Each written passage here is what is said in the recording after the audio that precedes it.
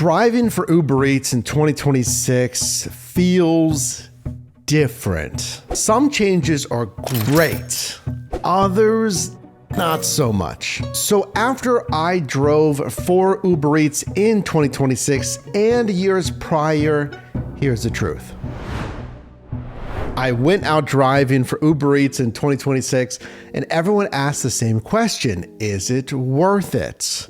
Same app, same marketplace, but the results might surprise you. What's new in 2026 though? Because yes, we have a new driver app, like a new layout, home screen, all this stuff, a new Uber Eats Pro.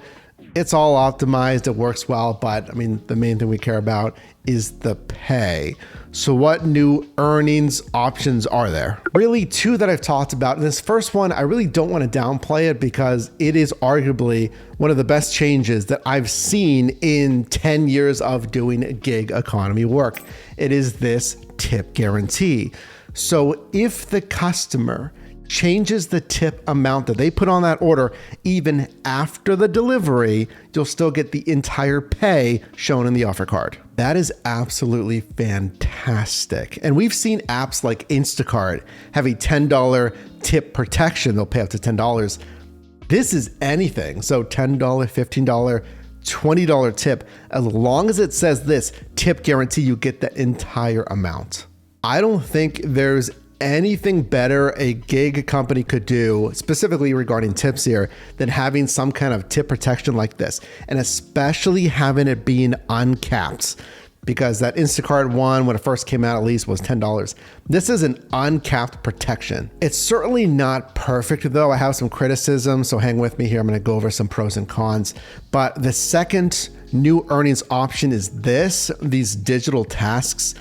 I've said this before. So this is kind of an offline, or at least a filler way to earn money when you're not on assignment.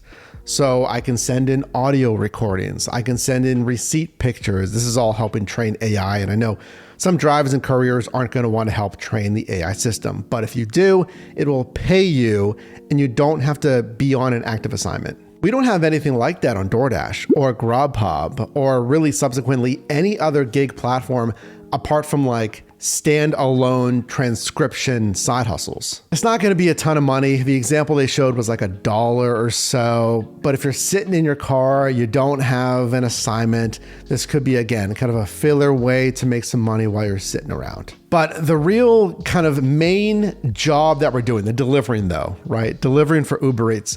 What is it like in 2026? How is it actually paying when you're on the road? This might surprise you because it surprised me. More so than ever, and I've been doing this stuff again for 10 years here, consider subscribing. I have not seen this kind of quality of offers, high paying or at least fair offers, at least anecdotally, so you have to share down below, from Uber Eats in years. Frankly, I never even went online with Uber Eats 22, 23, well, especially 23 and 24. It was kind of dead here in Pittsburgh, and it's been getting better and better, kind of mid 2025, even early 25 into now 2026.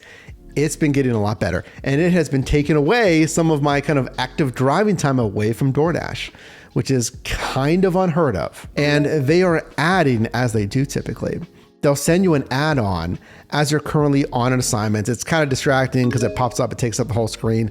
That's one thing they need to improve. But even if it's not an add-on, they'll tee up your next offer as you're finishing your current assignment. So it's like, all right, go finish this delivery. We already have your next assignments. And some of those, again, they're a lot better paying than I've seen in years past. And you might be like, well, that's just bonus pay. They're like throwing money away. Where is it coming from? I don't know necessarily why this is, and this isn't like something I've noticed in the past couple of weeks. This has been the past like 6 to 8 to 12 months. It's come from everything. I've seen offers on the pay breakdown screen that is higher base pay. So that's Uber's like out-of-pocket payment. The base pay has been higher. Now, I've been hearing rumors some marketplaces are experiencing less base pay. So let me know down below in the comments if you've seen that. But some of these are higher base pay. Some of these are just insane customer tips. So I don't know what you're doing necessarily to field Like these customers that are tipping more, I don't know if there's more marketing, emails, push notifications, reminders. I know that last part is certainly a thing, that they've been trying to push more reminders. Hey, don't forget to tip. 100% goes to the driver. They have like drop down phone notifications and stuff. And then yes, also some bonus pay. I've seen higher base pay, higher customer tips, and higher bonus pay insofar as quests. So quest is like a batched bonus. I got to complete 5 deliveries and then I get an extra $10 versus prior, like I never would receive quests. So I don't know what's going on here, but for me, driving in the real world, Uber Eats is getting a lot better. But that doesn't mean, of course, this is a perfect side hustle gig platform. This is the best thing ever. And maybe it would even overtake DoorDash. Of course, it depends on marketplace, which is the best gig platform for you. But pros and cons.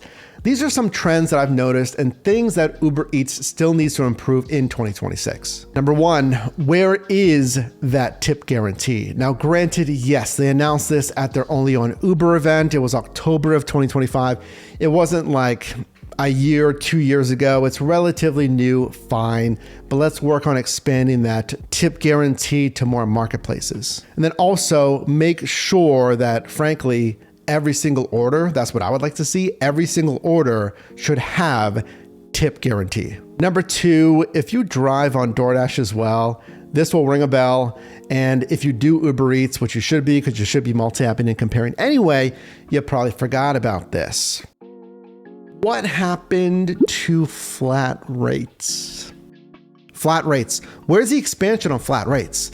So that is similar to DoorDash's Earn by Time, where I get paid a guaranteed amount per active hour from when I accept it to when I deliver it. And some dashers on DoorDash like that predictability, busy times, rush hour traffic, they can get that guaranteed pay. So Uber has flat rates, but where's the expansion? We still don't have that here in Pittsburgh. And like, even if I don't use it, it's nice to have as an option if I want to earn by time. Next, we need to kind of revisit preferred deliveries. Another thing that you might have forgotten about. So if you go into your ratings in the new, like revised, it's cleaner to like, it's easier to understand and stuff. The Uber Eats Pro Rewards program, their reward is preferred deliveries. So you just get that. You get higher access to, well, priority to higher paying offers, just like DoorDash's Dasher Rewards. Now, I like that the requirement, at least here in Pittsburgh, because this might vary, is 30% for tier 1 of priority versus 50% acceptance rate. That's what I'm talking about. So you need 50% acceptance rate to get tier 1 on DoorDash. You only need 30% acceptance rate to get tier 1 of priority on Uber Eats. Same thing I've always said for preferred deliveries and Dasher Rewards. The math has to make sense to actually accept that much. Is it making you more money? And I tested this in 2024 when preferred deliveries first came out on Uber Eats. I think if the orders improved, I wasn't necessarily impressed with those high paying orders, like the ones I actually got after I got to a tier.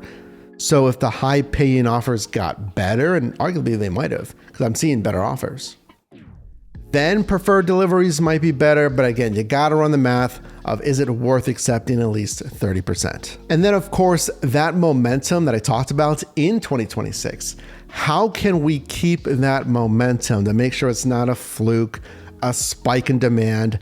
I will say, if like Q1 2025 has maintained, now Q1 2026, that's a little bit longer of a sample size to keep that higher kind of quality. But how do we keep that quality of pay through 2026, 27? Or if you don't like Uber Eats, if it's not good in your marketplace, how can we extend better pay into more marketplaces more consistently? Number one, let's continue the marketing or whatever you're doing here to encourage customer tips.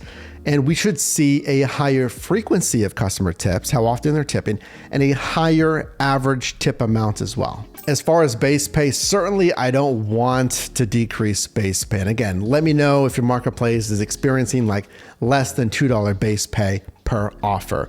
I understand we're looking at cost savings and stuff, but some of these I've seen higher base pay. I certainly don't want to go backwards with base pay. And then another expense, any promotions. I don't necessarily need subsidized pay with a ton of bonus pay, because with too much bonus pay, then I think it might bring out, maybe too much supply, driver supply.